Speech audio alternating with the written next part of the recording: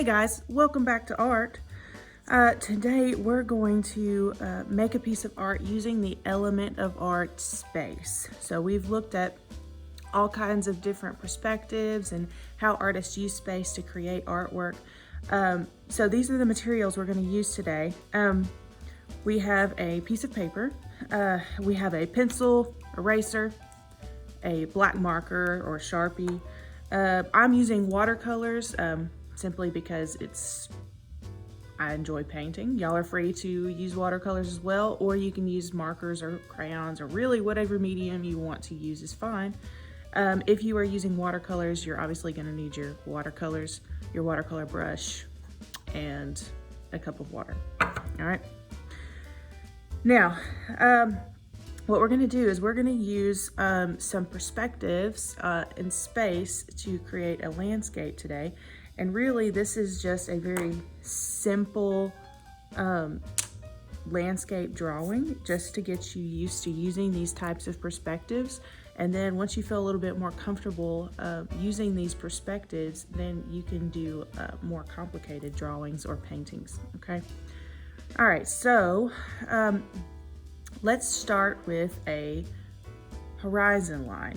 All right, and a horizon line is simply the line that separates the sky and the earth, all right, or the horizon. All right, so I'm gonna put my horizon line, just a straight line going from the left to the right, a little bit above halfway on my paper here. So I'm just gonna do a straight line just like that, all right?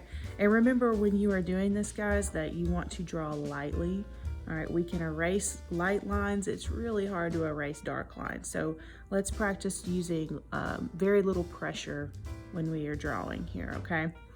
All right, so we saw vanishing points in that PowerPoint I made for you guys. I'm gonna put I'm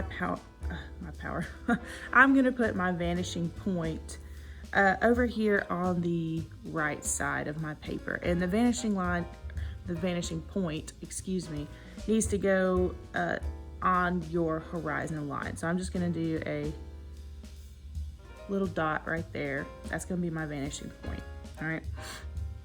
Now, we're gonna do a road, all right?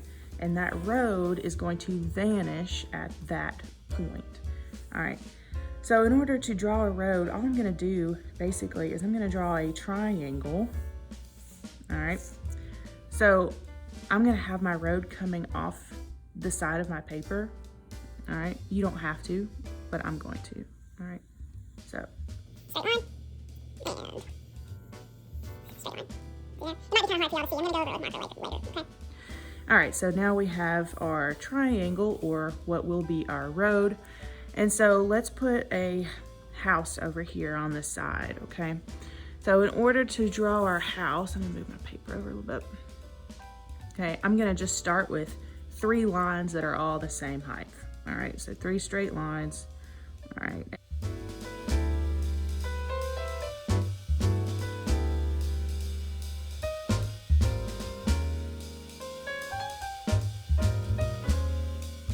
Two and 3.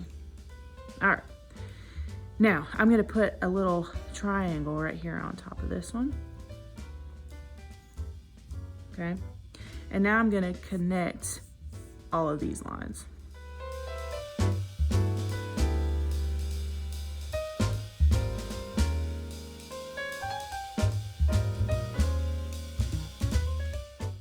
Okay, now I'm gonna put a door right here, so basically just a rectangle. All right, and then we can put a window here, another rectangle. All right, and if y'all want to add more windows or doors wherever, that's fine. I'm gonna put a square on each side here just to make our house symmetrical. Yeah. Okay. Now, we talked about atmospheric perspective earlier too. So what we're gonna do is just a combination of 1-point perspective and atmospheric perspective. And in order to get our atmospheric perspective, we're gonna add some mountains in the back. So basically, all we're gonna do is do a wavy line above our horizon line. So we'll just do a wavy line right there. All right, so now we have mountains in the back. All right, and I'm gonna do another wavy line. All right, and then we'll do one more back here. All right, now we have 3 sets of mountains here, okay? Now, let's take our marker, and now we can go over all of these lines we've done here, okay?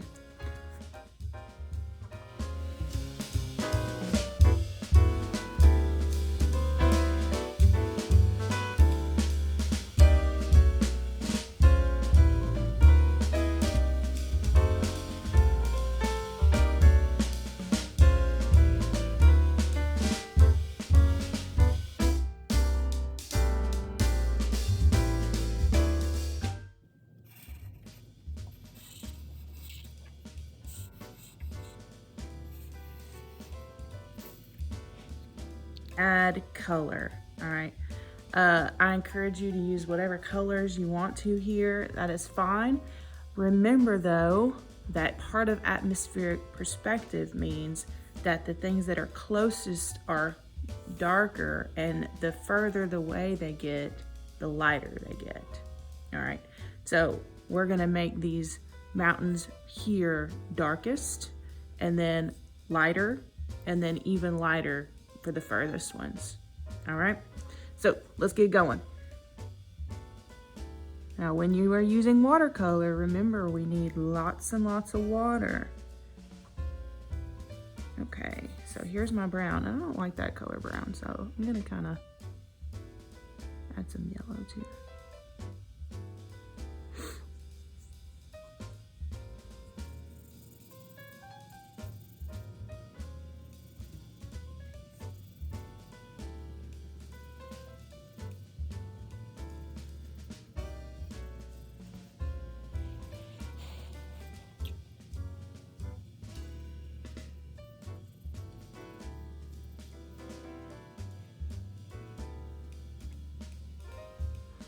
All right, so I'm still working on my color here.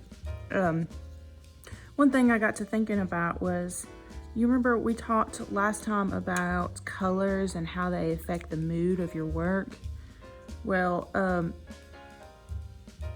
if you want your work to feel bright and happy and just really light, all right, like I would want my landscape to be, you can add yellow down first for your grass. See how I'm going in with yellow? All right. And then I wash my brush. Absolutely wash your brush first. And then I get green and put the green on top of the yellow. And you see how that makes it feel so much warmer?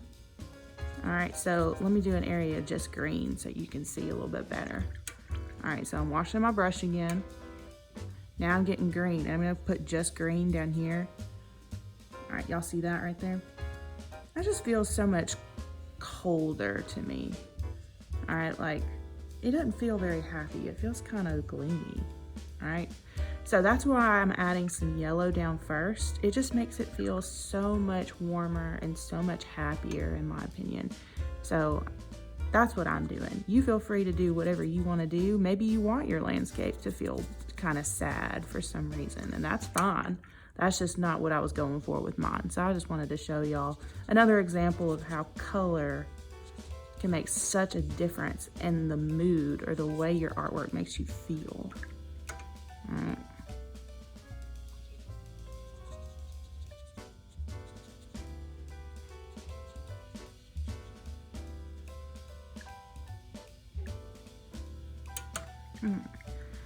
And remember, we were talking about atmospheric perspective, all right? And how things that are closest to us are darker. So see how I've been trying to add just a little bit of black down towards the bottom of my paper, all right? So make sure you have lots of water on your brush. And then I got a little bit of black, and now I'm just blending it in, all right? I'd like for it to be even a little darker than this, and so I'm struggling to get exactly there. It's a little bit better. Struggling to get it exactly the way I want it, but just another tip. Things I've learned over the years. Okay. Now, I think I'm gonna do my house red. All right, just for brick. All right, and so I'm gonna start on my house here. I always make things light first because it's very easy to make them darker, but it's a little tougher to make them lighter. It is possible, but all right.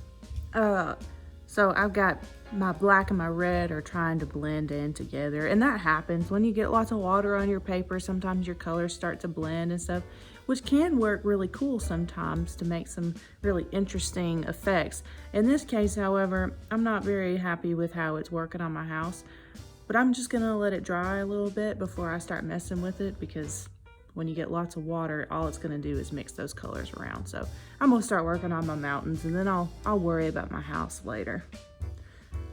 So I'm gonna do my mountains purple. All right, so I'm gonna start by making the bottom a light purple.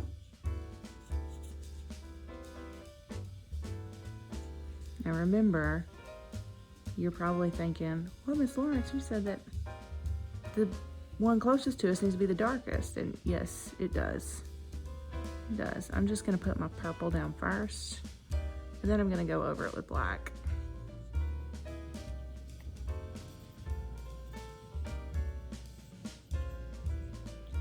All right, so now I'm gonna get my black. And since we want it to be dark, you don't have to be too careful about just getting a little bit of black. You can get a decent amount of black on your brush. Now, I'm gonna do my second layer of mountains here. I'm gonna go over it with just purple.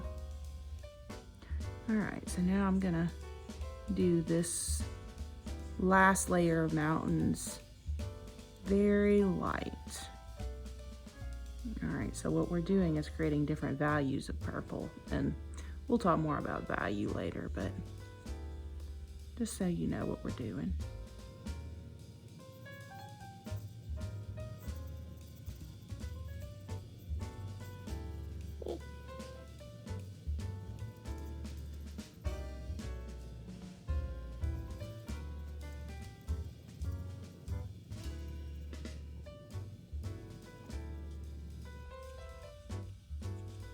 Uh-oh, our purple's starting to bleed. You know, if this is a real issue for you, like it's becoming for me, if you have a blow dryer at your house, you can blow dry, like I would blow dry these mountains to get it so it's dry, so it's not gonna do that anymore. All right, but that's okay. You can use a Kleenex to go in and get a little bit of the water off. I'm just doing it very lightly. All right, and then you can go in and paint over it.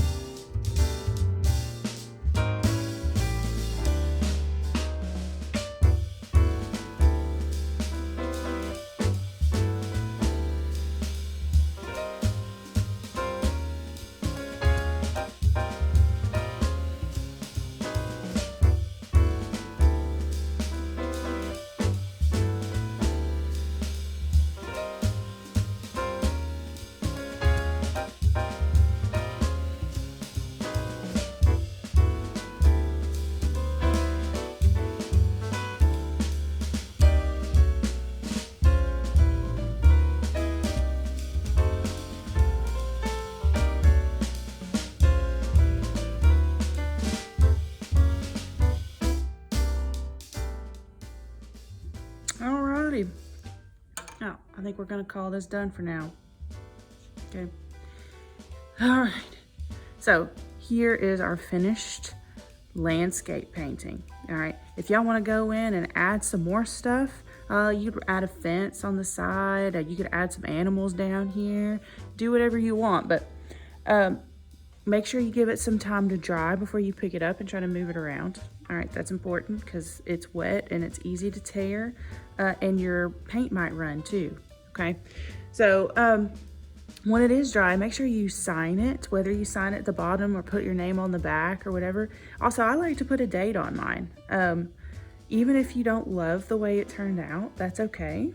I still encourage you to put your name on it, sign it somewhere, and keep it. All right. There are plenty of pieces I've done that I've honestly thought that I could have done better, but I still sign it and I still keep it because I like to go back and look over the artwork that I've made over the years. I like to see how I've gotten better or see areas that I've improved in. All right, and so it's really encouraging to be able to go back and look and see how much you've improved over time. So keep your artwork, and hey, it might be worth a lot of money one day. All right, guys, I'll see y'all next time. Bye.